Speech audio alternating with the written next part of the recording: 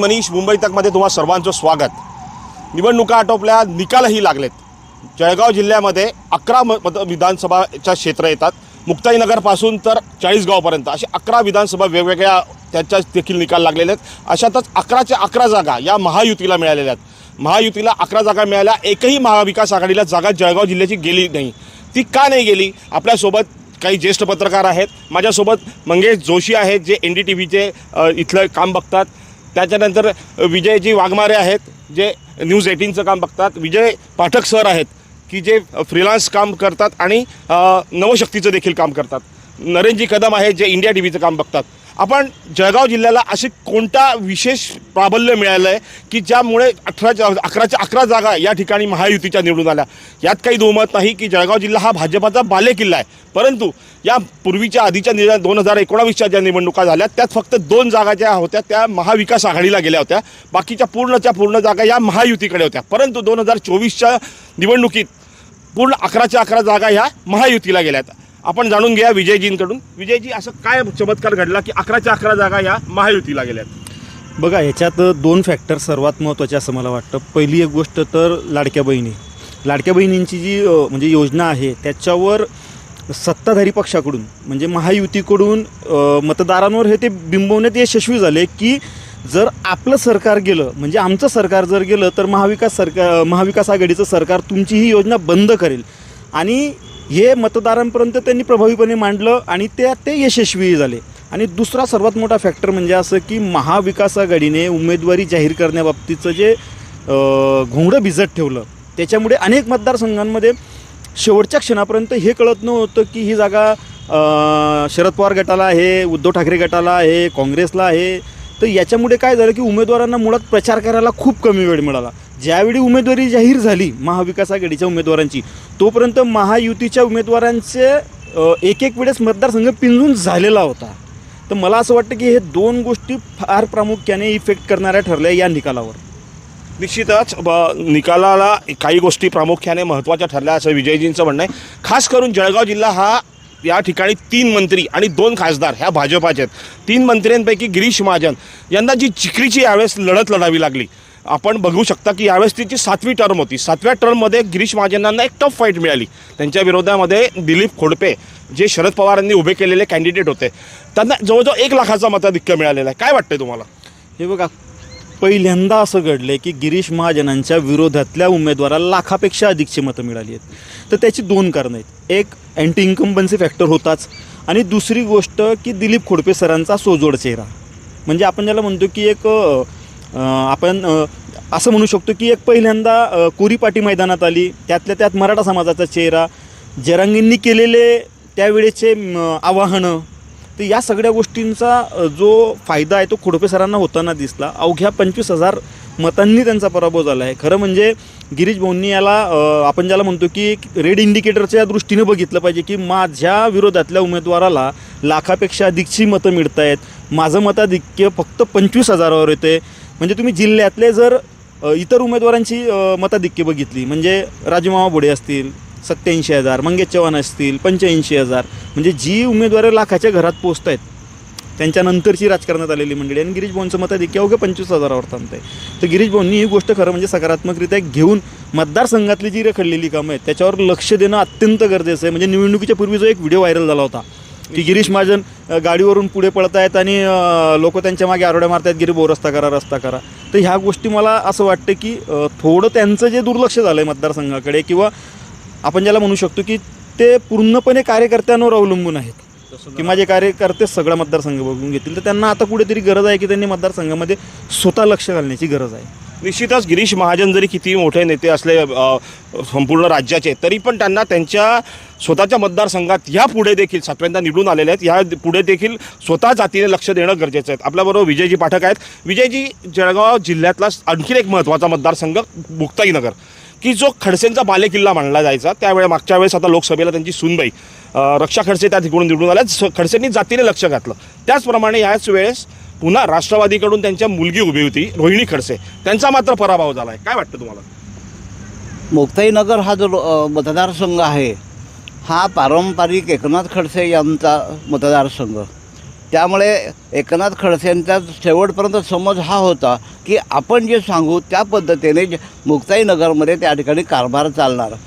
परंतु मुक्ताईनगरमध्ये बदलणारे जे वारे होते हे वारे त्यांच्या लक्षात आलेले नाही.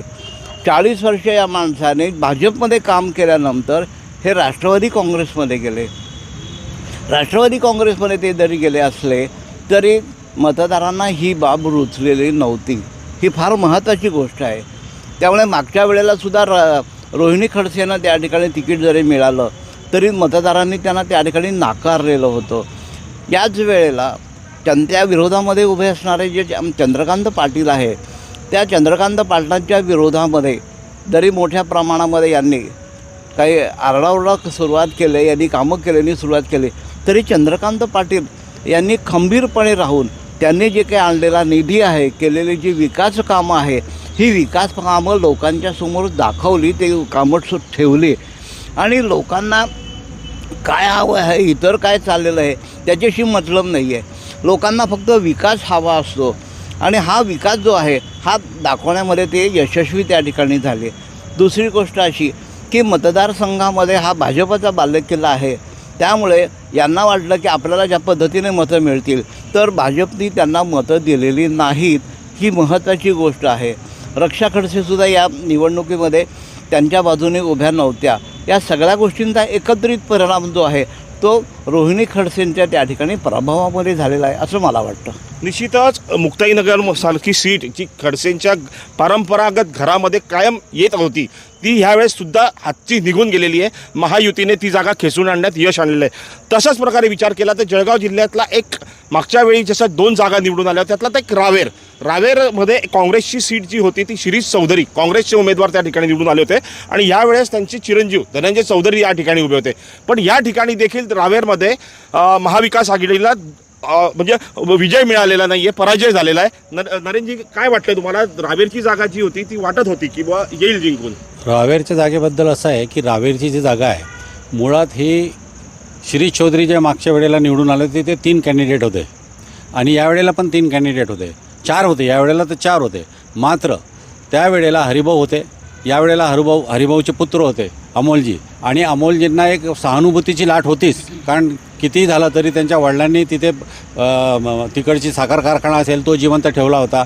अशा बरेचसे कारणं होते की हरिभाऊकडे तो प्लस पॉईंट जात होता की आणि एक अशी संभावना आहे की हरिभाऊचा मुलगा अमोल हा कुठेतरी परत कारखाना सुरू करेल. कारण तिथे कारखाना मोठ्या प्रमाणावर कामगार लोक आहेत, साखर कारखाना आहे आणि ह्या सगळ्या पद्धतीतून कुठे ना कुठे जेव्हा आम्ही लोकांशी बोललो तिथे एक कल लोकांचा हेच होता की या वेळेला आम्हाला अमोलला निवडून द्यायचं आहे.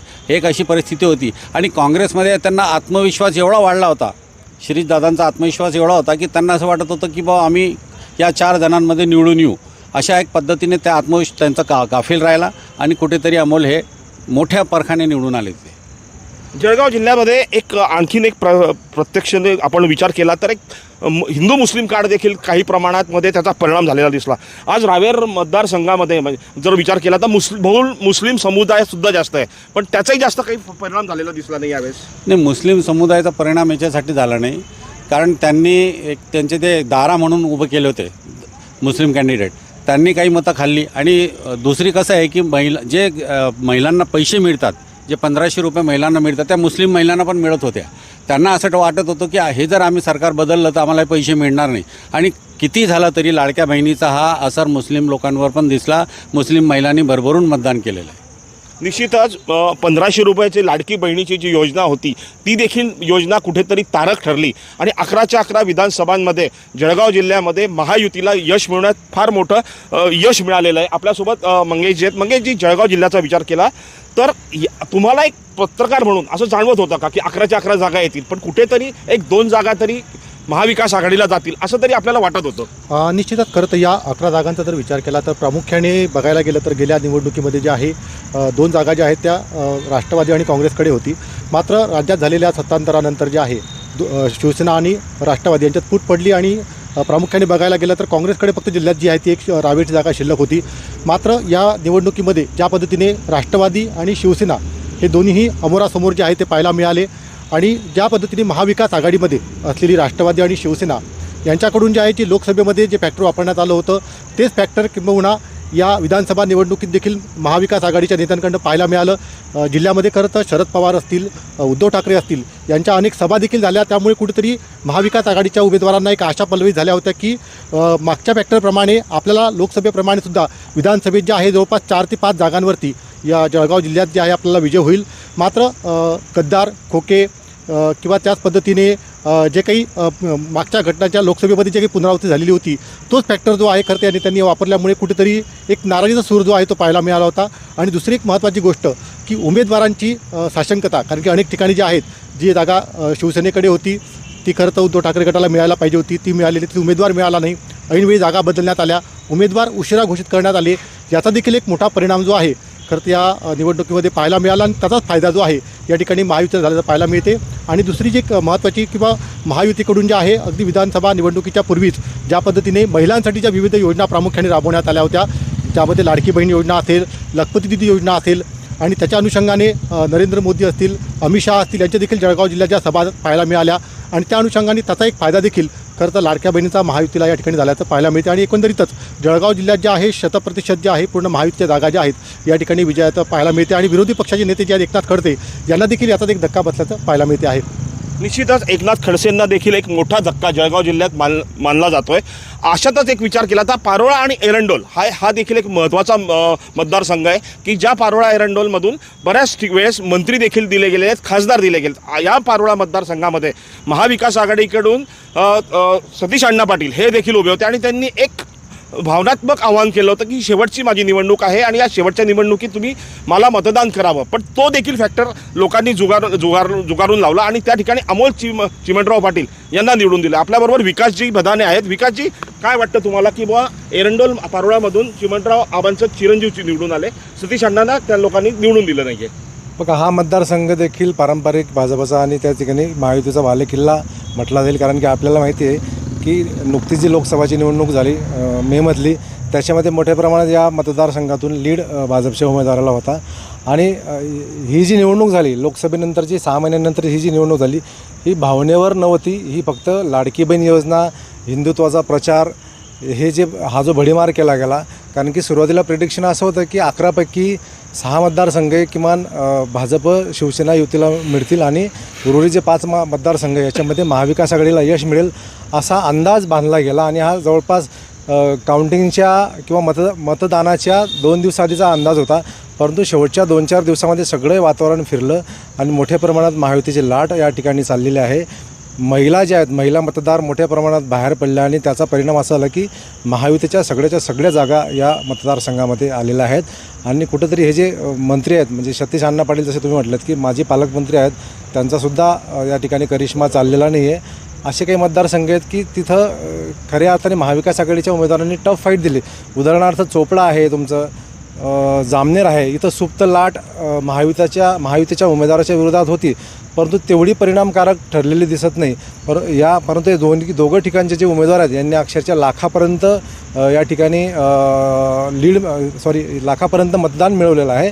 निश्चितच तिथं सुप्त लाट होती, परंतु ती लाट जी आहे ती मतांच्या रूपांतरित करता आली नाही महाविकास आघाडीला, असं म्हणता येईल। निश्चितच जळगाव जिल्ह्यामध्ये आपण सर्व माझे मित्र पत्रकारांचं आपण विश्लेषण ऐकलेलंच आहे। अशा पद्धतीने जळगाव जिल्ह्यामध्ये सगळ्यात महत्त्वाचा धक्का सगळ्यात बसला असेल तो खडसे परिवाराला, की खडसेची मुलगी रोहिणी खडसे हिला देखील घरी बसावं लागलं। दुसरा धक्का बसला आहे तर गिरीश महाजनांना, तो धक्का नाही म्हणवता येणार कारण त्यांच्या विरोधकांनी लाखाचा टप्पा पार पडला। कुठेतरी गिरीश महाजनांना हा टप्पा शिकवून गेला आहे की आपल्या मतदारसंघात वेळ जास्तीत जास्त कसा द्यायचा। असं असलं तरी जळगाव जिल्ह्यामध्ये बालेकिल्ला राखण्यात जळगाव जिल्ह्याचा महायुती आज यशस्वी झालेली आहे।